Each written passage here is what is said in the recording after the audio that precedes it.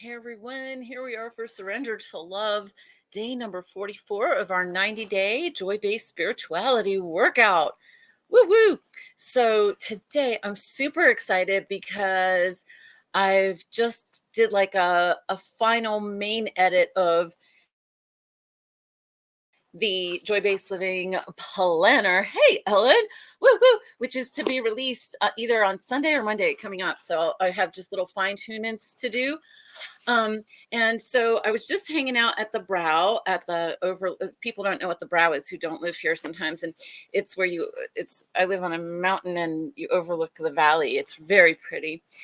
And when I'm there, there's something about beauty that brings us alive. I wish that more people would honor beauty, bring more beauty, share more beauty, express more beauty, experience more beauty. Okay, I'm into the beauty thing right now because when we honor beauty, we like do you ever notice? I've noticed this because I've been to like real Broadway plays and really amazing concerts and even like the Grand Canyon or like the Redwood Forest. There's something that quickens inside. There's something that comes alive when we have beauty around us. And that quickening and that liveness is like it brings out our more authentic divine self. And so when I was just at the Brow, I got a little download for a little promo writing for the planner. And I wanted to read it to you because even just a little promo just feels so exciting to me because so many of you who are here are coming from a place of having done a lot of healing or in the process of doing healing around trauma. And, it's like there's two parts to it. The first part of it is like realizing it's there and saying no, putting a boundary there, putting up some gates and fences.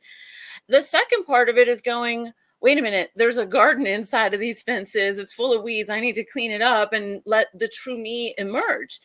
And a lot of times people do the first part, but then they don't do the second part because either they're afraid of change, because it will stimulate more change, which will feel somewhat chaotic and can also feel traumatizing. But if you already have trauma and chaos anyway, then sometimes you're just like, well, I've got nothing to lose anyway. And so you go forward. I want you to realize what you're going forward into. You're going forward into this, and this is my little a few paragraphs for a little promo here, but I want you to think about it for you.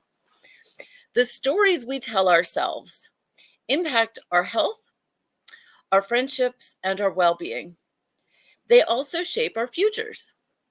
This planner, this Joy-Based Living Planner, is an exercise in changing your stories about yourself, about others, and about life. It's for changing your course or changing your main characters or changing the quality of your daily living experience.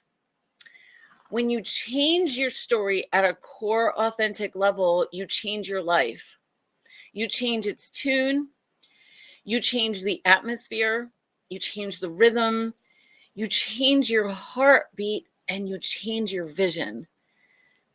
It's the new year, right? We're on January 4th right now. And so many people are thinking about, oh, it's January 4th and it's day 44 for this Surrender to Love.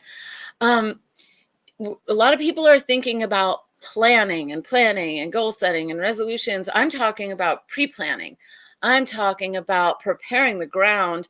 Like you don't throw bread in the oven without warming the oven first. Like preparing the ground of you to be able to make the most of your plans out there.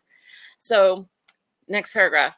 The more you practice expressing yourself from a true, authentic place, the more you will attract your true tribe into your life. People who love you, care about you, and bring out your best without any agenda other than well-being and joy. When these kinds of characters enter, that's when your real story begins. This brand new Joy-Based Living Planner can't say it without the sound. I don't know. This brand new joy-based living planner is like a friendly guide that will coax you, cajole you, inspire you, encourage you, and cheer you on every single day. The daily reflection questions are uniquely structured to help you tune in to your authentic best self. The questions don't change throughout the planner, but you do. Welcome to 2022.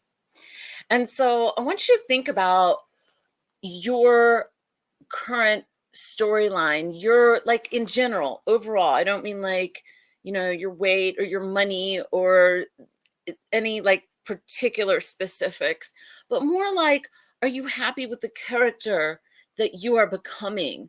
Are you happy with the direction that your story is taking? I'm laughing because there's a cat outside my door, and he was here, or she was here last night, and meowing, and that kind of cry that makes you want to bring him inside, but I'm not going to bring the cat inside. But I'm like, what's the message that what's the message of a cat? I need to look up cat messages. Cats changed their relationship with me like when I was in my early 20s and I started learning to meditate. Cats used to not like me, and then when I started meditating, um they started coming toward me like I was their best friend. And I'm not really a cat person. Sorry for those of you who are. I mean, I like specific cats if they're nice and sweet and not pushy. But I'm not really a dog person either, but I love my dog Hero Nakamura to the end of the earth and back. Anyway, I'm just wondering what the message of cat is. One of my favorite books is called Animal Speak by Ted Andrews. It is classic and quintessential. So when I'm looking for information, I go there. But I've never looked up cat there. All these years, I've been using that book for, I don't know, more than 20 years. And I don't think I've ever looked up cat.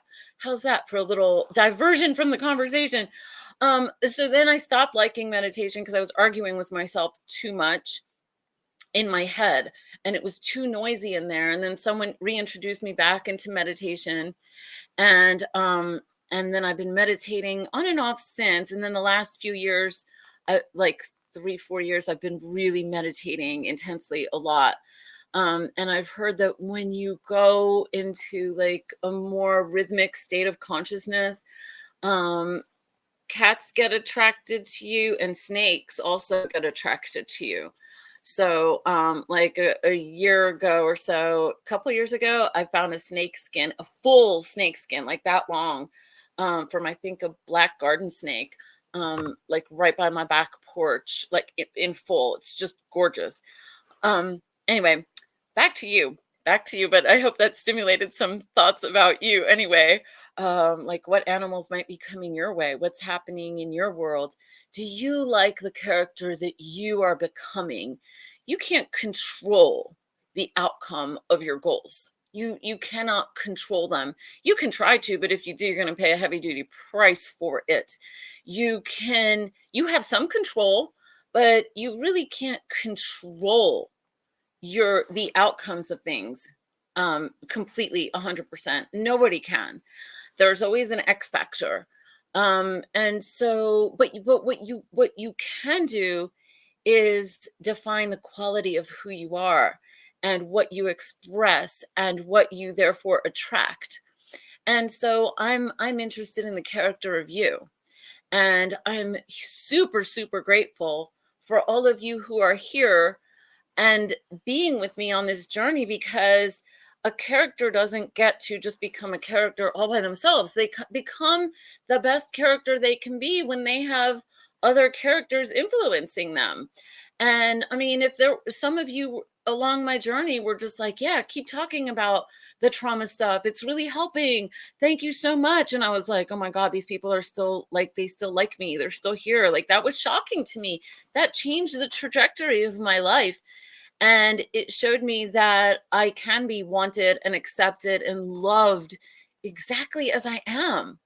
And that it's my job to keep expressing that. And in fact, one of my nearest and dearest, Julie, she posted a Facebook post on New Year's and shared some of her favorite memories from the past year.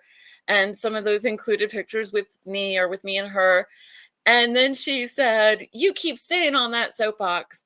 And it almost made me want to cry, because I still have sometimes that voice in my head that goes, you're being too loud, you're taking up too much space, let other people talk more, that kind of a thing.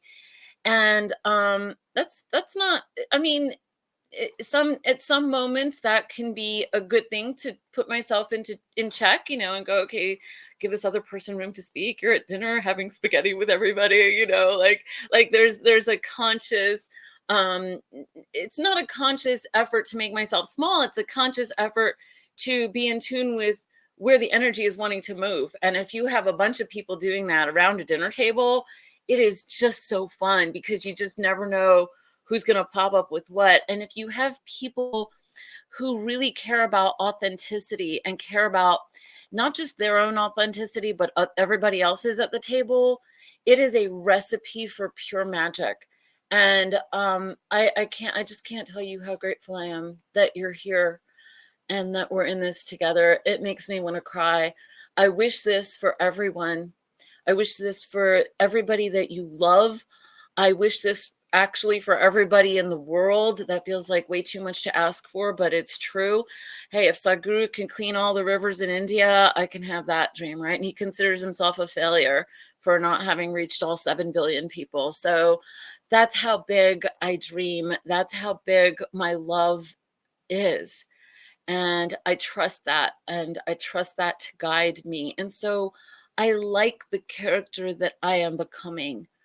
And I wonder if you like the character that you're becoming. That's my biggest wish for you. That's what I want for you in this new year. That is my New Year's resolution for you. I love you and I appreciate you more than words can say. And let's just keep surrendering to love and see where it takes us. I will see you tomorrow. We'll reach our halfway point of our 90-day workout of surrender to love tomorrow. All right. Bye for now.